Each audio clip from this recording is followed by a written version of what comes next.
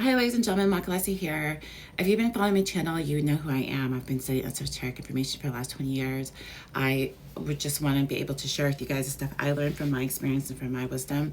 And hopefully we can just share with you guys and help you guys on your journey. So if you've been following up to me just to get following up or keeping track with my videos, I've kind of talked about how we live in a holographic universe or the matrix. And that is really just a system where we can learn about ourselves. So if you've really been paying attention, you understand that we've been haphazardly manifesting in the matrix. And the reason why that is because based on, the ancients and the ages, we learned that we lose our consciousness and then we get back our consciousness. So when they talk about the resurrection or the virgin birth, that's usually the resurrection or the virgin birth of divine wisdom or consciousness. Because what happens is we lose our consciousness and then we're in ignorance for a little bit. And then in the Bible, when they talk about the time of revelations, it's not the end of the world. It's an end of the old world of ignorance where we don't have our consciousness.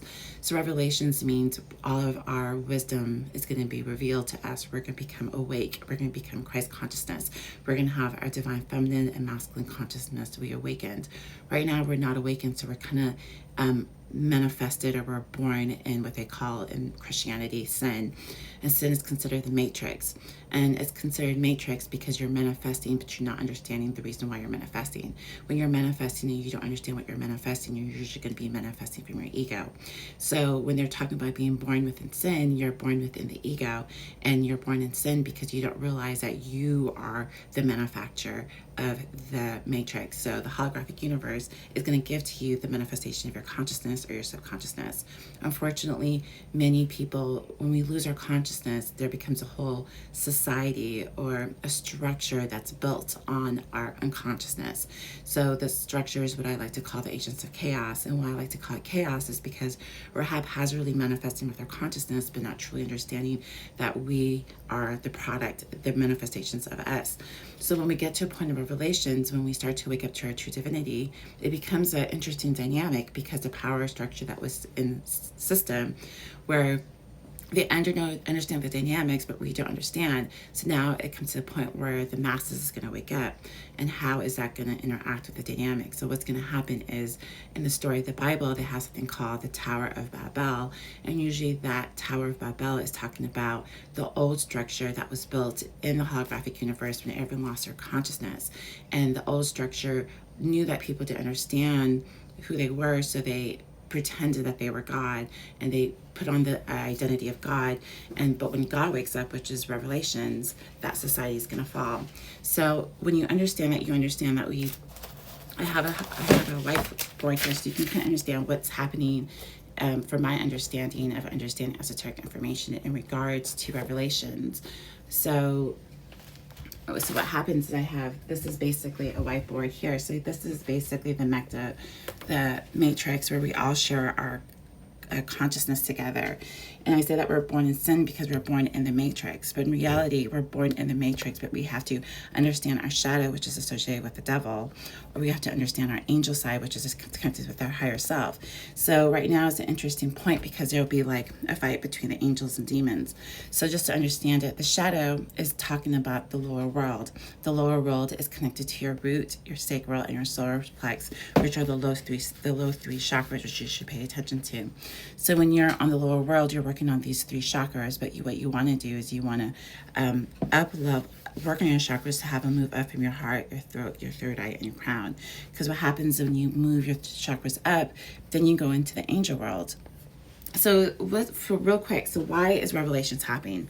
So from my understanding, Revelation happens because what happens is we're in the lower world, which is disconnected from the upper world. And we're in the lower world, which a lot of times are considered going down, right? So the upper world's heaven, going down is hell. And then there's different levels of hell. It's like, since there's different dimensions going up, there's different dimensions going down. So as you go down, you lose your connection to the upper world. You forget who you are. And then as you go down, you start to lose your connection. So if you understand the Sumerian, I believe it was an Anunnaki text of Inanna, as she went down to the underworld, she lost the 7 seals. Those 7 seals are her 7 chakras disconnecting. So right now, when you're in the lower world, you're going to be concentrated on the root, sacral, and solar.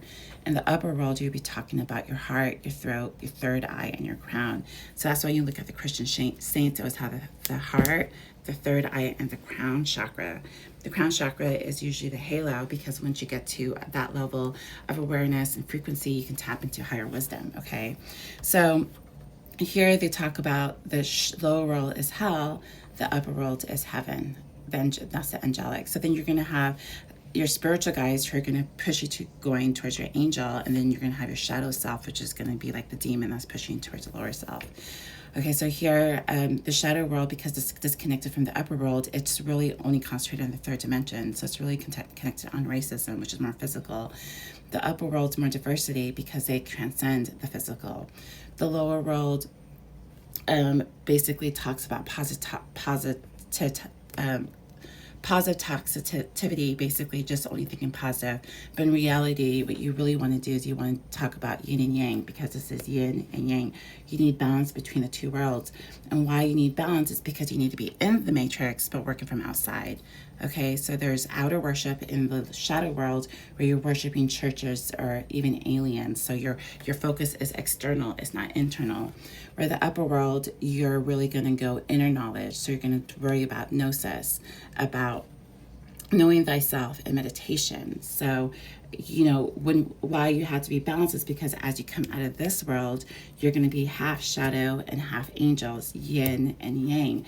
We are born in the shadow, but we want to transcend ourselves into the angels. So these are the traits that we're going to have to get. We're going to have to get the upper world. We need to get our crown chakra, our third eye. We need to be diversity, yin and yang. We need to have inner knowing, gnosis, know ourselves, meditate. The lower world is connected with hate, war, and time. So it's a loop. So we're quarantined, which is associated with hell. When people talk about we're stuck in the lower world, that's this part: war, hate, time. In the upper world, we have peace, love, and there is no time limit. So we transcend time. So there you can kind of see the matrix is happening like that.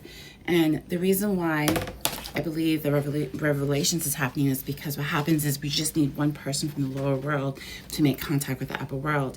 And the way you make contact with the upper world is devotion, love, and not because of ego, not because of fame, not because you want to be special, it's because you really just want to know God. So from my understanding, a female from the lower world, which is associated with the Virgin Mary, made contact with the upper world. And because she made contact with the upper world, then the upper world can now come down to the lower world. Because before that, before they were made a connection, the upper world could not interact with the lower world, because remember, it has to be divine will. So I feel, from my understanding, it seems like the Virgin Mary made contact with the upper world, made a Vesica Pisces so they could interact with the lower world, and then was taught the cosmic law, the way to pray, all the right things to do. And the Virgin Mary has to now ground that energy down into this world, but she's doing it primarily with cosmic law from the upper world. So as time goes, cosmic law and divine wisdom, angels are going to start coming down to the lower world to create balance, because right now it's the shadow. So as the yin and yang starts to balance, as cosmic law starts to reign in the lower world, there's going to be a split between frequencies. There's going to be those who follow divine law of the upper world, and there's going to be those who wish to stay in the lower world. And it's okay, both divine timing, both decisions is right. I don't believe in pushing your belief system on other people. You just have to invite them to learn, and remember, if they don't, then it's not in divine timing, and they can learn the next cycle.